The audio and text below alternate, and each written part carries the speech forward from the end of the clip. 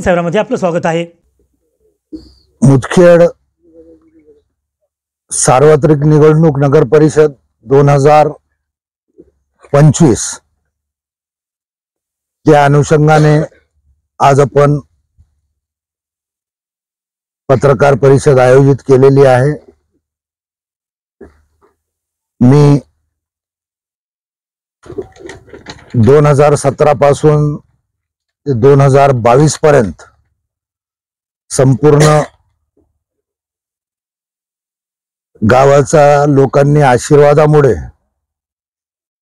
निवडून आलो आणि 5 वर्ष अत्यंत चोखपणे नगर अध्यक्षाची जबाबदारी सांभाळलो आणि त्या निवडणुकीच्या वेळेस जे मी निवडणूक जाहीरनामा माझ्याकडून दिलो होतो त्याच्यातले 90% काम पूर्णत्वास केलेला आहे आणि जे काही कामे नवीन आता पुढे येईल ते पूर्णपणे काम आता पुढच्या कार्यकाळामध्ये जर निवडून आलो, लोकांनी आशीर्वाद दिला, गावच्या जनतेने आशीर्वाद दिला तर पूर्णत्वासकडे नेऊत। त्या अनुषंगाने आजची पत्रकार परिषद आयोजित केलेली आहे आणि मला विश्वास आहे मागच्या 5 वर्षामध्ये मी जे कामे केलेली आहेत त्याची पावती म्हणून पुन्हा एकदा मुदखेडची जनता, सगळ्या समाजाचे लोक माझा साथ देतील आणि मला पुन्हा या निवडणुकीमध्ये विजय ठरवतील असा माझा विश्वास आहे। 2017 ते 2022 हो, या कालावधीमध्ये आपण मुदखेड नगरपालिकेचे लोकनियुक्त नगराध्यक्ष होता। पहिल्यांदा आपण आपल्या कार्यकाळात काय काय विकास कामं झाले या संदर्भात? मी माझा निवडणूक जाहीरनामामध्ये पहिलं नगर परिषदेला आर्थिक स्वायत्ता करण्यासाठी प्रयत्न करणार, तसेच 5 वर्षात कसल्याही प्रकारचा कर वाढवणार नाही हे आश्वासन दिलं होतं आणि ते प्रामाणिकपणे नगरपालिकेला स्वायत्त केलेला आहे। तुमच्या समोर भव्य 2 कॉम्प्लेक्स आहे, एक नवी आबादीला जाताना एक आणि उमरी रोडला एक कॉम्प्लेक्स। या कॉम्प्लेक्स बांधल्यामुळे नगरपालिकेचा उत्पन्न नक्कीच वाढलेला आहे आणि जेवढा पैसा टाकून काम केलेला आहे त्याच्यापेक्षा कितीतरी पटीने जास्त नगरपालिकेला त्याचा उत्पन्न झालेला आहे आणि पुढच्या अजून 60 वर्ष जेवढी इमारत लाईफ तोपर्यंत नगरपालिकेला उत्पन्न भेटणारच आहे। मी काम केलेले आहे, नगरपालिकेला स्वायत्त करण्याचा प्रामाणिक प्रयत्न केलो आणि स्वायत्त केलेला आहे। आणि अजून एक ते जागा फॉरेस्टची आणि युनानी हॉस्पिटलची ती जागा सुद्धा नगरपालिकेने घेतलेली आहे। माझ्या कार्यकाळामध्ये पैसे भरून सगळं ऑर्डर वगैरे झालेला आहे, 7/12 मध्ये सुद्धा लागलेला आहे तो। आता नगरपालिकेचं काम होतं तिथं भव्य अशी इमारत बांधून लोकांना दुकानं वगैरे जे काही पाहिजे असेल तिथं द्यायचं, पण प्रशासक राजमध्ये काही शक्य झालं नाही आणि प्रशासकाने त्याच्यावर ध्यान दिलेलं नाही, त्यामुळे ते रखडून तसंच पडलेलं आहे। जर पुढे मला संधी भेटली तर ती जागेवर नक्कीच मोठा शॉपिंग कॉम्प्लेक्स आणि जे काय तिथं करता येईल लोकांच्या सोयीसाठी, नगरपालिकेला उत्पन्न वाढवण्यासाठी ते नक्कीच प्रयत्न करू। पण पक्षच लढवणार आहात की कोणत्या पक्षासोबत? मी कोणत्याही पक्षासोबत आजपर्यंत निवडणूक लढवलेली नाही, ही माझी 4थी निवडणूक आहे। 3 निवडणूक मी तसंच लढवलेला आहे अपक्ष, त्यामुळे मी पुन्हा अपक्षच जनतेसमोर जाणार आहे। मी काम केलेले आहे, माझ्या कामाच्या जोरावर पुन्हा जनतेसमोर मी मतदान मागण्यासाठी जाणार आहे. पॅनल उभं करणार आहोत का स्वतः नगराध्यक्षासाठीच लढणार? पॅनलचं काही अजून ठरलेलं नाही, कारण सध्या पक्षच एवढे झालेत की त्यांच्याकडे सुद्धा कॅन्डिडेट नाही. काही पक्षाकडे 2, 4, 5 वार्डाचे कॅन्डिडेट आहेत. जर मी पॅनल उभा करायचा प्रयत्न केलो तर माझ्याकडे कॅन्डिडेट आहे, पण ते मागचा माझा अनुभव त्याविषयी बरोबर नाही. त्यामुळे पॅनलचं मी काही अजून ठरवलेलं नाही. पण एवढं नक्की सांगतो, नगराध्यक्ष अपक्ष म्हणून निवडणूक लढणार आहे. आपण ज्याप्रमाणे सांगितले की आपल्या वक्तव्यामध्ये की सध्या मुख्य शहरामध्ये आणखी राजकीय पक्षांनी त्या ठिकाणी मंदिर झालेले, आपल्याला असं वाटतंय की पुन्हा आपल्याला मॅजिक पॉवर म्हणून लोक किंग मेकर म्हणून त्या ठिकाणी विरोध म्हणून आपल्याला असं वाटतं? नक्कीच माझा 5 वर्षाचा कार्यकाळ मागचा, त्या काळामध्ये जनतेचे एवढे कामं केलेले आहेत, वैयक्तिक असो सार्वजनिक असो, भरपूर कामं केलेले आहेत. आणि त्या कामाच्या जोरावर नक्कीच लोक मला निवडून आणतील. आपल्याला कोणी राजकीय पक्षाने ऑफर केली नाही की आमच्या पक्षामध्ये, कारण की आपण 2016 अपक्ष या उमेदवार म्हणून निवडून आले होते, लोकनियुक्त होते, तर आपण काम केल्यामुळे त्या ठिकाणी लोकांनी सुद्धा आपल्याला त्या ठिकाणी आपल्या क्रेडिबिलिटीवर आपल्याकडे ऑफर केली असते, तर आपण अशा प्रकारचे काही प्रस्ताव आपल्याकडे आले होते का?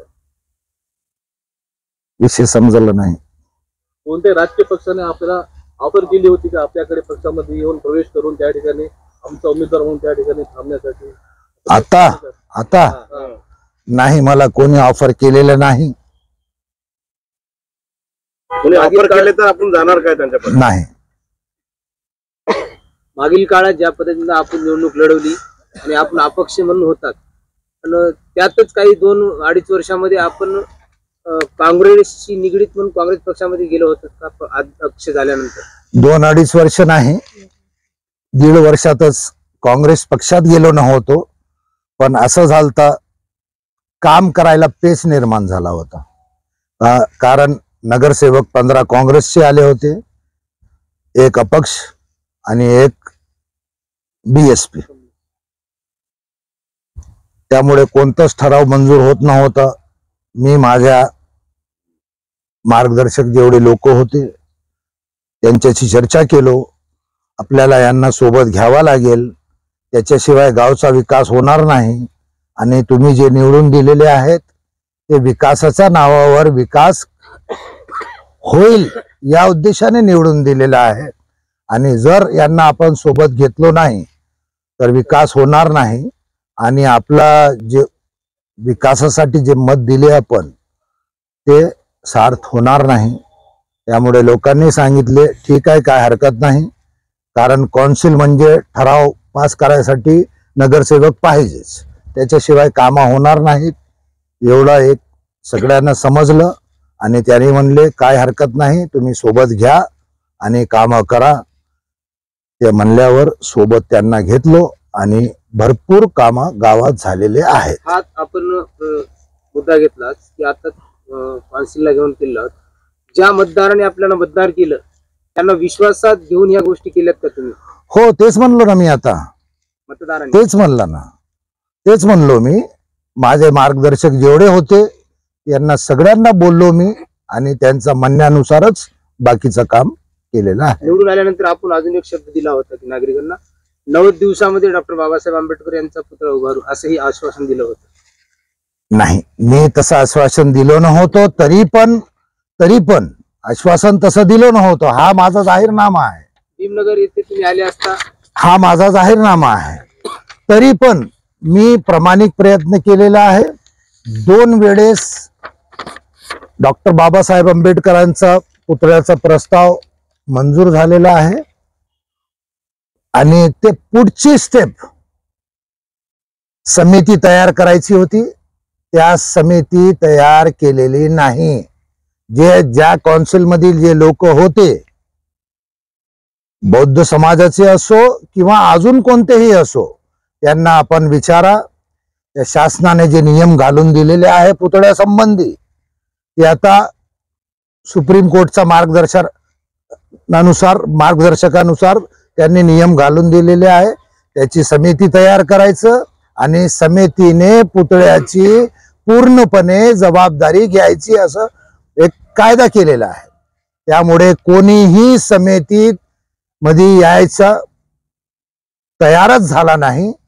त्यामुळे तो पुढं विषय सरकला नाही. तर आपल्या निवडणुकीसाठी आता येत्या 5 वर्षासाठी काय जाहीरनाम्यामध्ये कोणते ठळक वैशिष्ट्य असणार आपल्या? बाकी जेवढे काम राहिलेले आहेत गावाच्या विकासासंबंधी,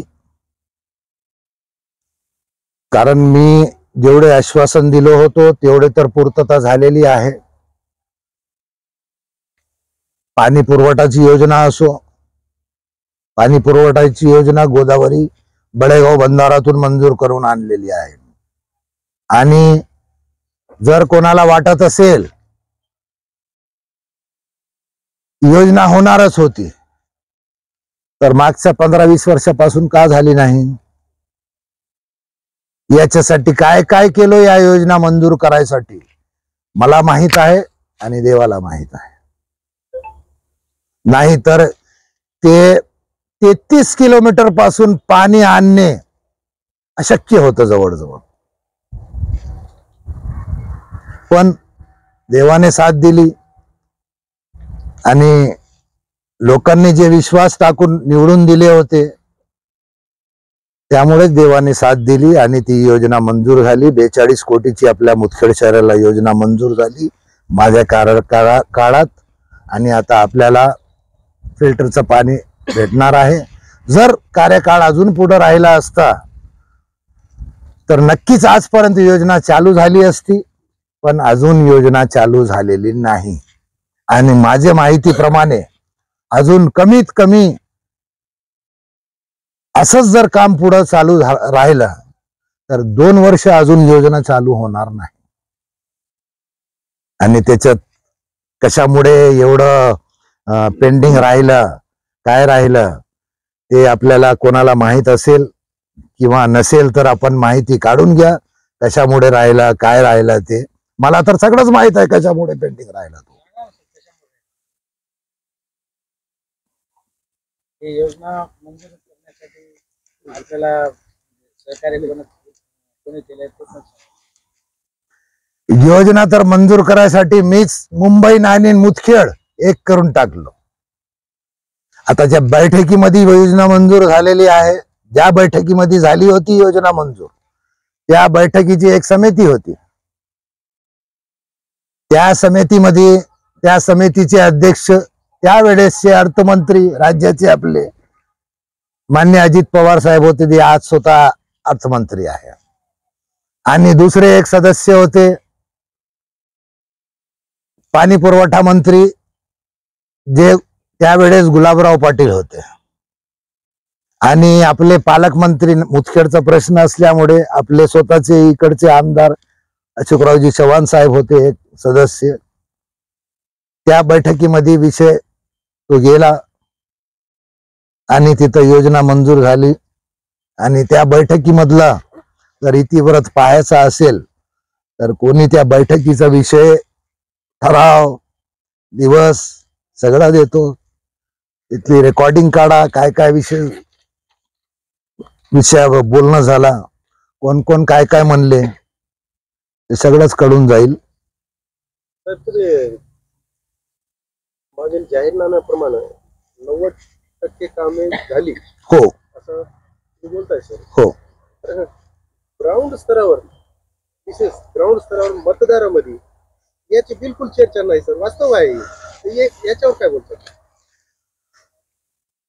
ही एक शोकांतिका आहे. कारण ह्या मागच्या काँग्रेस आणि आताच तर खिचडी झालेली आहे. त्यांचा एकच उद्देश, मी ज्या दिवशी निवडून आलो त्या दिवसापासून माझी प्रतिमा निगेटिव्ह कशी मलिन करता येईल तेवढ्याच कामाला लागलेत. आणि आजपर्यंत तेच काम त्यांचं चालू आहे. दुसरं काहीच काम त्यांना नाही. चौधरी त्यांचा एक काळ होता, मी तर बघितला नाही. तर एक मतदारातच अशी चर्चेचं प्रशासन चांगलं होतं. आता 90% काम झाल्यावर सुद्धा मतदारामध्ये सर चर्चेचा असाही पाहिजे बाबा जागेदार की दुसऱ्या वेळेस यायला पाहिजे. मी काय म्हणालो, ज्या वेळेस निवडून आलो निकाल लागला त्यावेळेपासूनचा एकच एजेंडा होता, निगेटिव्ह कशी पब्लिसिटी करायची माझ्याबद्दल, तेवढंच काम केलेलं आहे आणि दुसरं काहीच केलेलं नाही. आणि आपल्या लोकांनाही स्वतः डोळ्याने पाहिल्यावर विश्वास करायचा हे केलेलं नाही लोकांनी. जर कोणाला विकास झाला नाही असं सांगत असतील तर विकास काय काय केलं ते आता सांगतो. हे तर जाहीरनामा झाला, जाहीरनाम्यामधले काम तर झालेले आहेत. जाहीरनाम्यामधला रेल्वे भुयारी मार्गाचा प्रश्न माझ्यामुळेच निकाली लागला आणि काम माझ्या हातावरच पूर्ण झाला. तो फक्त एका साईडची बाजू क्रेडिट यांनी 100% घेऊ नये याच्यासाठी अडवून ठेवले आणि ते काम होता फक्त 4 दिवसाचं. माझा शेवटच्या दिवस ज्या वेळी होता त्यावेळेस इकडची मेन जी बाजू होती ते पूर्णपणे झालेली होती. त्याच्यात अनेक अडचणी होते आणि पूर्ण अडचणीवर मात करून मी ते अंडरब्रिज पूर्णपणे केलेलं आहे. कोणी याच्यामध्ये राहू नये की अंडरब्रिज चव्हाण साहेबांनी केले म्हणून. कारण जर चव्हाण साहेबांनी केले असते तर मागच्या 15 वर्षापासून तो राहिला नसता. कारण मला असं माहित आहे, एवढा मला अध्यक्ष असल्यामुळे मंत्रालयामध्ये खूप वेळेस चक्र मारलो, बैठकीला, दुसऱ्या कामाविषयी काही. मुख्यमंत्री म्हणजे तोंडातून जर शब्द काढले तर कोणतंच काम झाला नाही असं होऊच शकत नाही. ते बाकीचे सगळे काम जे सँक्शनिंग वगैरे जे काही ते नंतर सगळेच होतात, पण अगोदर काम झालं असतं. आणि एवढं तत्पर असतात अधिकारी सुद्धा मुख्यमंत्र्याविषयी. तोंडातून काढले की लगेच ते झालाच समजा काम, ओरल बोलले तरी. पण तसं शेवटचा प्रश्न असा आहे, ज्या पद्धतीने आपण सांगितले आहे की मी ज्यावेळेस अपक्ष निवडून आलो त्यावेळेस काही भाजप, बीएसपी, काही इतर पक्षाचे होते, मला काही विकास कामे करण्यासाठी अडचण निर्माण झाली. तर यावेळेस असा मुद्दा आहे की केंद्रात राज्यात भाजपची सरकार आहे, तर या ठिकाणी आपण अपक्ष म्हणून जर निवडून गेलो तर त्या ठिकाणी आपण देखील त्याच्या बाकावर बसणार आहोत का, युती करणार आहोत त्याच्यासोबत काम करण्यासाठी? काम करण्यासाठी कोणालाही सोबत घ्यावाच लागणार आहे, त्याच्याशिवाय शक्य होणार नाही. कारण अजून दुसरं माझा अनुभव एवढा झालेला आहे, एक देवदासराव चौदंते शिवाय दुसरे कोणीच 5 वर्षाचे अध्यक्ष आता नाही. तर फक्त तुम्ही नगराध्यक्ष पदाची नगराध्यक्ष पदाचीच निवडणूक मी स्वतः लढवणार आहे. आणि लढवणार आहे, लढणार आहे नाही म्हणलो मी, लढवणार आहे. बरोबर आहे ना. बाकीचे पुढे जे सोबत येतील त्यांना नक्कीच काही ना काही दिवस काय एका दिवसामध्ये सगळं होऊन जाते. तुम्हालाही माहित आहे सगळं. बरं सर, माझा प्रश्न असा आहे की गेल्या निवडणुकीमध्ये तुम्ही प्रमुख पक्ष असलेल्या भाजपा, काँग्रेस यांना दोन्ही प्रचार देऊन तुम्ही अपक्ष निवडून आला. पण पुन्हा तुम्ही आल्यानंतर जसं आता तुम्ही म्हणता की लढलोय, पण काही घटना घडामोडी पण तुमच्या काउन्सिलमध्ये अशा मोठ्या झाल्या 5 वर्षाच्या कारकिर्दीमध्ये, त्याच्यामध्ये तुम्हाला सुद्धा व्हावं लागलं. काही जे काही गुन्हे असतील, काही गोष्टी घडल्या, ते कशा घडल्या? तो राजकारणाचा एक भाग होता, सगळ्यांनाच माहित आहे. जेव्हा योद्धा शरण येत नाही तेव्हा बदनामी करायचा एकच मार्ग असतो आणि ते बदनामी करायसाठी केसेस करायला लावलो. किती खोटे केसेस आहे सगळ्यांनाच माहित आहे. कोणी असं नसेल हे खोटे केसेस नाही म्हणून नाही सांगणारा. आणि ते खोटे केसेस करायला लावलेले आहे आणि खोटे केसेस असल्यामुळेच ते तर विषय आता कोर्टात आहे, त्यावर जास्त भाष्य आपल्याला करता येणार नाही. 8 वर्ष झाले तरी चार्ज फ्रेम सुद्धा झाला नाही त्या केसमध्ये. याच्या मागे कोणाचा हात कोणाचा असू हात शकतो? होता? हात असू शकते असं वाटतं. कोणाचा हात असू शकतो? जे हात आहे तुम्हाला सगळ्याला माहित आहे, नाही माहित नाही असं नाही. माहिती झालं पाहिजे ना. आणि जे हात आहे त्यांच्या विरोधातच मी आज सुद्धा निवडणूक लढवणार आहे आणि जिंकून सुद्धा येणार. लोकांचं म्हणणं असं बी आहे की 5 वर्ष झाल्याच्या नंतर जहागीरदार साहेब 3 वर्ष प्रशासक राजामध्ये इथे मुदखेडात फिरकले नाही. आता ऐनवेळी निवडणुकीच्या समोर येत आहेत. हे भाजपाचं एक षडयंत्र असू शकते की भाजपाने त्यांना उभं केलेलं असू शकते. या संदर्भात आपलं म्हणणं काय? मताचं विभाजन व्हावं या दृष्टिकोनातून. मी आतापर्यंत निवडणूक अशीच लढलेली आहे. प्रत्येक वेळेस काँग्रेस, भाजप आणि मी मागच्या 15 वर्षापासून हेच चालू आहे. त्याच्या अगोदर राम चौधरी साहेब होते, त्यांच्या काळात होता आणि 15 वर्षापासून तर माझच माग पुढं निवडणूक आहे. त्यामुळे हा प्रश्नच बेकारचा वाटते मला तर. हे कसं पारंपरिक फक्त माणूस इकडचा तिकडे गेलेला आहे, दुसरा काहीच नाही. कोणतीही जरी निवडणूक असेल तर भागाचे नेते हे अपक्षमध्ये उभं करीतच आले. करीत आले ना. इतिहास आहे आता. मग तुमचं म्हणणं असं आहे का मागच्या 15 वर्षापासून मला दुसरा कोणीतरी उभं केले असं म्हणणं आहे का? चर्चा आहे सर. हा? चर्चा आहे. नागरिकात चर्चा आहे. मागच्या 15 वर्षापासून जे निवडणूक लढवायला आजची वेळ वेगळी आहे. नाही तुम्ही जर 5 वर्षाची कारकीर्द झाल्याच्या नंतर कंटिन्यू मुदखेडमध्ये जर सहवासात राहिला असलात, 3 वर्षाचा गॅप झालाय म्हणून हा लोकांमध्ये प्रश्न निर्माण व्हायला. गॅप काही झालेला नाही आणि माझे जेवढे लोक आहेत त्यांच्याशी पूर्णपणे संपर्कात होतो आणि पुढेही राहणारच आहे. गॅप झालेला नाही. नुसतं बोंबलायचं, पब्लिसिटी करायची, निगेटिव्ह प्रोपोगंडा करायचं, हा राजकारणाचा भाग असतो, दुसरा काही नाही. सगळ्या 5 वर्ष नगराध्यक्ष झाल्यानंतर सगळ्यात आनंद कोणता झाला तुम्हाला? कोणाचं सहकार्य लाभलं काउन्सिल मध्ये? कौन्सिल मध्ये कारण तुम्ही एकटे होतात ना अपक्ष. कौन्सिल मधून तर मला कोणाचं सहकार्य मनानं सांगायलो आणि मनानं कोणीच सहकार्य केलेलं नाही. मी एकटाच होतो सुरुवातीपासून आणि शेवटपर्यंत एकटाच लढलो आणि एकटाच जिंकून निघालो. समजा येणाऱ्या निवडणुकीत तुमचा विजय झाला आणि सत्तेमध्ये जशी 2017च्या टर्म मध्ये अपक्ष म्हणून तुम्ही निवडून आलात, काउन्सिल वेगळी पक्षाची होती. आता जरी समजा तीच परिस्थिती असली तर तुम्ही काय करणार? ते सपोर्ट करतील, नाईलाज आहे त्यांना, कारण अध्यक्ष असल्यामुळे त्यांना सपोर्ट करण्याशिवाय काही पर्यायच नसतो. त्यावेळेस सपोर्ट कुठे केले? केले ना सपोर्ट? विरोधच केले. नाही. तुम्हाला काम करू दिलं नाही, तुम्ही सांगताय. तुम्हाला जावं लागलं सर त्याच्याकडे. नाही, तुमची गलतफहमी आहे. मी गेलो नाही. आता मधल्या काय गोष्टी सांगायचं नसते. नागरिकाला कळू द्या ना सर. पण तुमचं म्हणणं होतं की मला काम करू देत नव्हते म्हणून मला त्यांच्यासोबत जावं लागलं. त्यांच्या सोबत मी गेलो नाही. मी जायचा असला असता तर निकाल लागला की तेव्हाच पडालो असतो. आणि मला त्यावेळेस भरपूर लोकांची इव्हन मुख्यमंत्रीची सुद्धा ऑफर होती. सगळ्यांनाच माहित आहे. खूप मोठी ऑफर होती. 2.5 वर्षानंतर तुम्ही काही अशाच ऑफर स्वीकारले अशी चर्चा.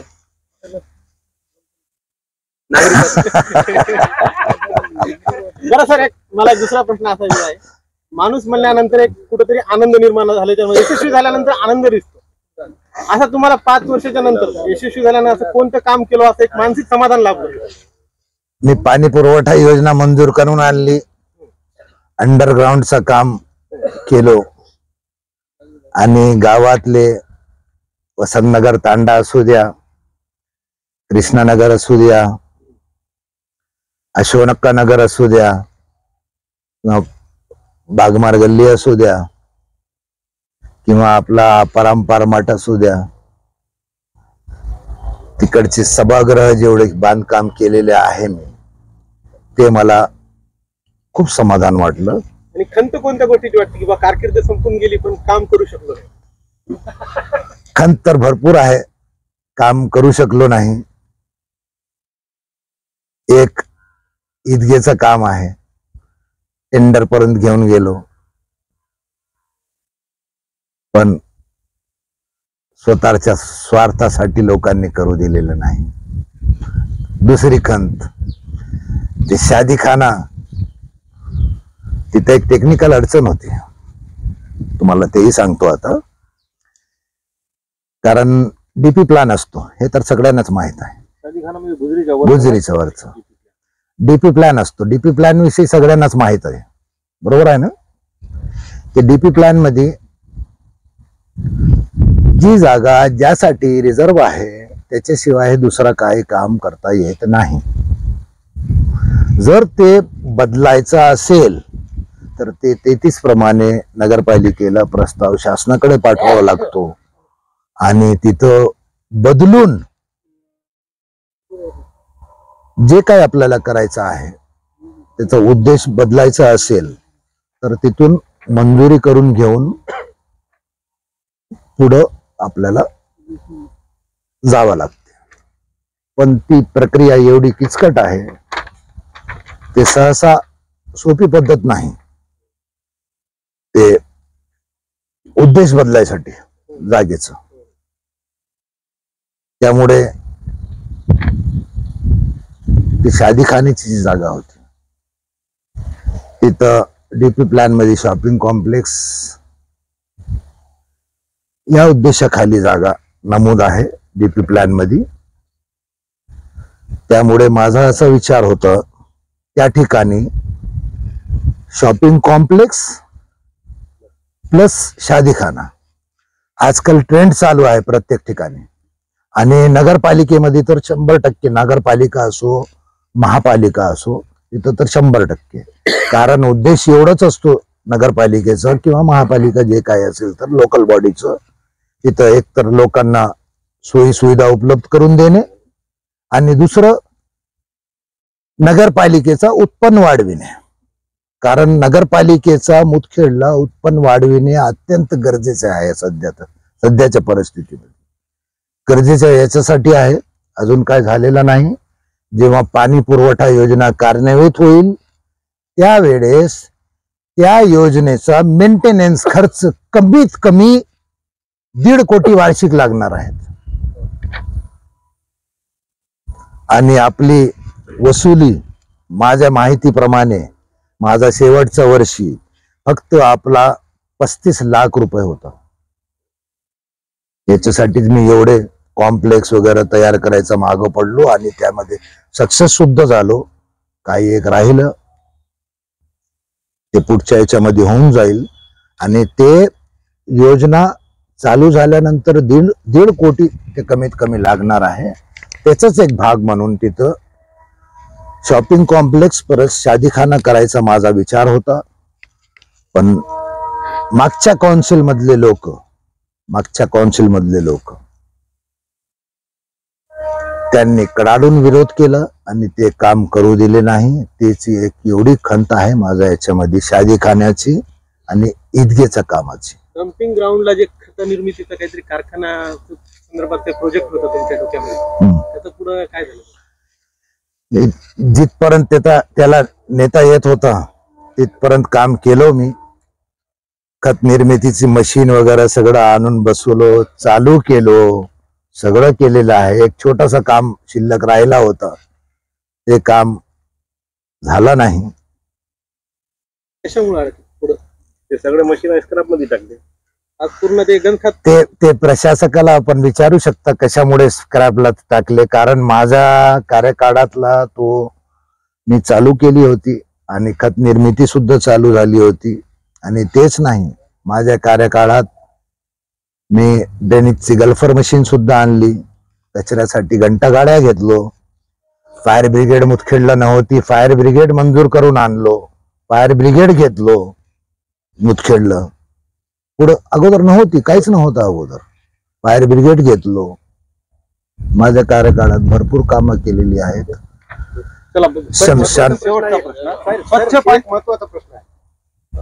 2017 मध्ये आम्ही सगळे साक्षीदार आहोत. हम्म. तुमचा कॉन्फिडन्स फार हाय होता सर.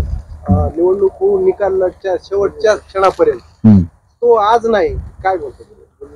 बॉडी लँग्वेज हा, दिसत बॉडी नाही. लँग्वेज बॉडी लँग्वेज विषयी जर विचारत असेल तर एक सांगतो, मी आता स्वतः निवडणूक लढवणार नाही. बरोबर आहे, मी स्वतः निवडणूक, ऐका ना, मी स्वतः निवडणूक लढवणार नाही. कारण माझी मधल्या काळामध्ये थोडी तब्येत बरोबर नव्हती, हे सगळ्यांनाच माहीत आहे. कारण मुदखेडून जेवढे फोन येत होते त्यावेळेस एकच विचारत होते, सर तब्येत कशी आहे. पहिला प्रश्न तेच होता. त्यामुळे माझी तब्येत बरोबर नव्हती आणि तब्येतीचा भाग हा राजकारणाचा भाग नसतो आणि कोणी तब्येतीमध्ये राजकारण करू नये आणि माझा एक मत आहे. माझी तब्येत बरोबर नसल्यामुळे मी स्वतः राजकारणामध्ये उतरणार नाहीत. आणि युग जेन झेडचं झालेलं आहे, तुम्हाला सगळ्यांनाच माहित आहे. नवीन युग चालू झालेलं आहे आणि जेवढे यंग लोक कौन्सिलमध्ये येतील ते जोश त्या लोकांमध्येच असणार आहे. आता माझ्यामध्ये तेवढा जोश नाही, यात काही हे नाही, कारण माझी तब्येत तेवढी नाही. त्यामुळे मी सुद्धा आता या निवडणुकीमध्ये आणि याच्या पुढेही फक्त मार्गदर्शकाच्या भूमिकेतच असणार आहे आणि यंग लोकांना पुढे करणार आहेत. आणि पूर्ण गावाच्या लोकांची माझी अपील आहे की सगळ्या, कोणताही पक्ष असो आणि कोणत्याही समाजाचा असो, हा यंग लोकांचा युग आहे. ते जोश असणे आवश्यक आहे काम करण्यासाठी. कारण ही कौन्सिल म्हणजे एक सेवेचा उत्तम साधन आहे. नगराध्यक्षाचा उमेदवार कोण असणार? नगर अध्यक्षाचा उमेदवार माझी मुलगी राहणार आहे. नाव नाव सोफिया अंजुम आणि ते पोस्ट ग्रॅज्युएट आहे मुलगी माझी. ती राहणार आहे. जर झाला तर सोफिया अंजुम मुजीब अहमद अन्सारी. शुभेच्छा सर. आणि एकच हे आहे, पूर्ण गावामध्ये यंग लोकांना निवडून द्यावे. प्रत्येक वार्डात प्रत्येक नगरसेवकांनी, प्रत्येक समाजाच्या लोकांनी यंग लोकांना पुढे करावं आणि माझ्यासारखे लोक, माझ्या वयाचे लोकांनी फक्त मार्गदर्शकाच्या भूमिकेतच राहावं आणि मेन समोरच्या लाईन मध्ये कोणी येण्याचा प्रयत्नच करू नये, असा माझा मत आहे. आणि मी कामं भरपूर केलेले आहे, त्यामुळे मला पुन्हा जनता निवडून देतील असा माझा विश्वास आहे. धन्यवाद. आपण सगळं आले, धन्यवाद.